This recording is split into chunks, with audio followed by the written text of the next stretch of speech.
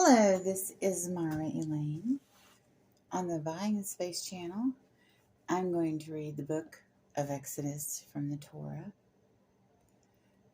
It says, Shemoth, containing the history of the Israelites in Egypt and their redemption to the building of the tabernacle. This is section 8, Shemoth of the Torah. And Exodus is broken up in two parts. The first 18 chapters are the Exodus from Egypt. Chapter 1, verse 1. Now these were the names of the children of Israel that came into Egypt with Jacob, every man in his household they came. Reuben, Simon, Levi, and Judah, Issachar, Zebulun, and Benjamin, Dan and Naphtali, Gad and Asher. And all the souls that came out of the loins of Jacob were 70 souls, together with Joseph, who was already in Egypt. And Joseph died, and all his brothers, and all his generation. The children of Israel were fruitful and increased abundantly and multiplied. They waxed exceedingly mighty, and the land was filled with them. Now there rose up a new king over Egypt, who knew not Joseph. And he said unto his people, Behold, the people of the children of Israel are more numerous and mighty than we. Come, let us deal wisely with them, lest they multiply, and it come to pass, when there happens to be a war, they join also unto our enemies, and fight against us, and depart out of our land. And they set over taskmasters to afflict them with their burdensome labors, and they built treasure cities for Pharaoh, Pithom, and Ramesses. In the same measure they were afflicted them, they had multiplied, so they spread out and felt a horde because of the children of Israel. The Egyptians made the children of Israel go to labor with rigor, and they made their lives bitter with hard labor in mortar and in bricks, and in all the manner of labor in the field, in all their service, wherein they made them labor with rigor. And the king of Egypt said to the Hebrew midwives, of whom the name of one of them was Shiphrah, and the other was Puah, and he said, When ye do the office of midwife to the Hebrew women, ye shall look upon the birth. If it be a son, then shalt thou kill him. But if it's a daughter, then may she live.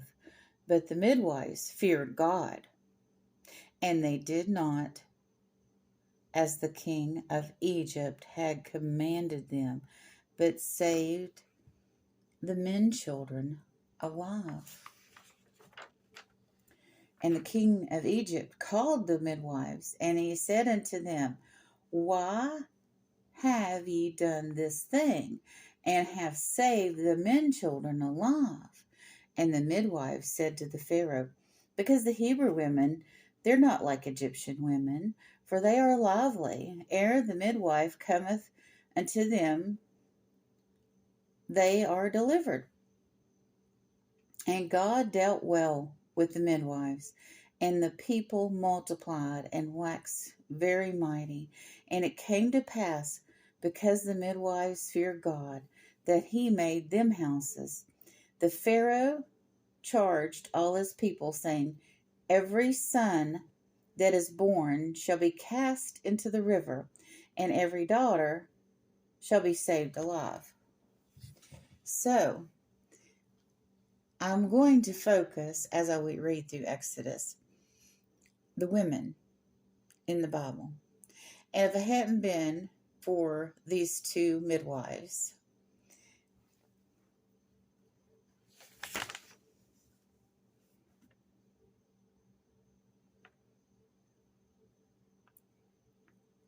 who feared God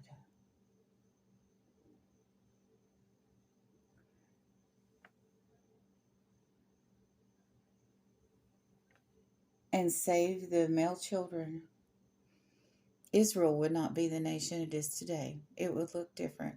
Things might happen different because of those men that were born that would have been killed if not for them.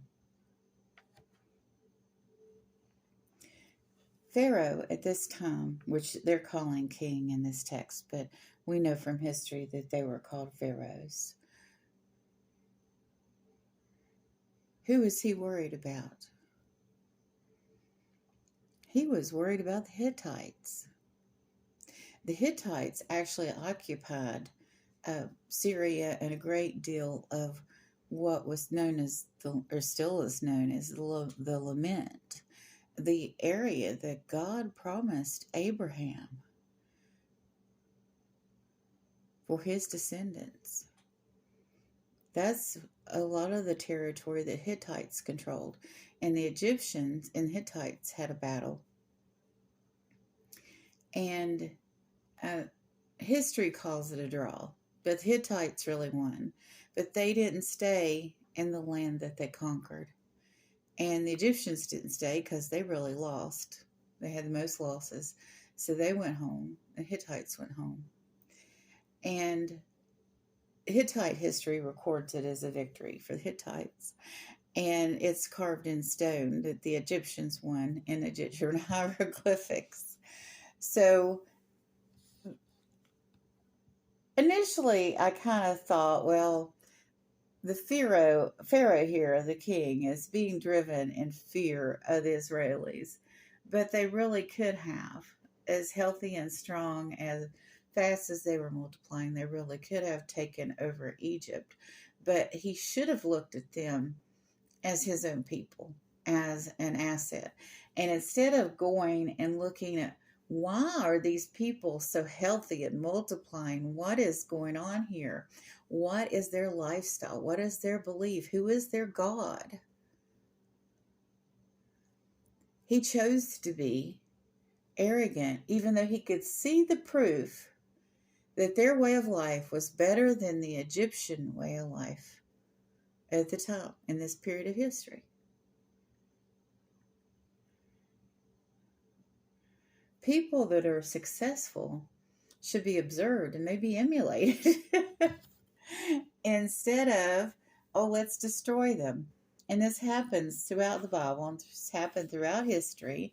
Herod did the same thing when he heard the story of the coming Messiah. Instead of embracing the Messiah, and he was Jewish, he built the temple in Jerusalem, he went to protecting his own bloodline and the heir of succession for the king of the Jews. Herod, knowing what he knew, decided to fight his own God. It didn't really work out for him. And Jesus came and died on the cross and was the Messiah and our Savior, regardless of what any of those people did. The prophecies came true because it was God's plan. So Pharaoh decided to go against the against the Israeli deity, because he was arrogant enough to believe that his deity was the true God. And these two midwives said, no, we know who the true God is. We fear that God because we know that God is real. And I'm very happy to see that these two midwives did not get executed. I guess that would have been just too much. Killing the male babies was not too much, but maybe killing the midwives would have been. And they lied flat out to their Pharaoh, but God rewarded them anyway because they were courageous. It says in here that God was,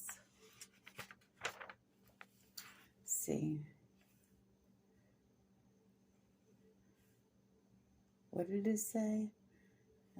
That said, God dealt with them well, with the midwives, and the people multiplied. And because they feared God, they made houses. So God was merciful to the midwives, even though they broke a commandment, because they were saving the men of Israel, the seed of Abraham. And they stood up to a Pharaoh to do it. So Moses had many women in his life, and these midwives were the first two.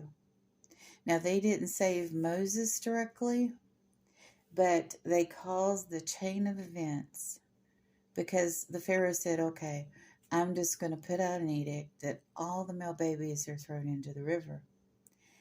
Because of what they did, it changed history, because if they would have continued to try to save babies here and there when they could, which they didn't do. That says they saved all of them. They eventually would have been removed from their positions or assassinated.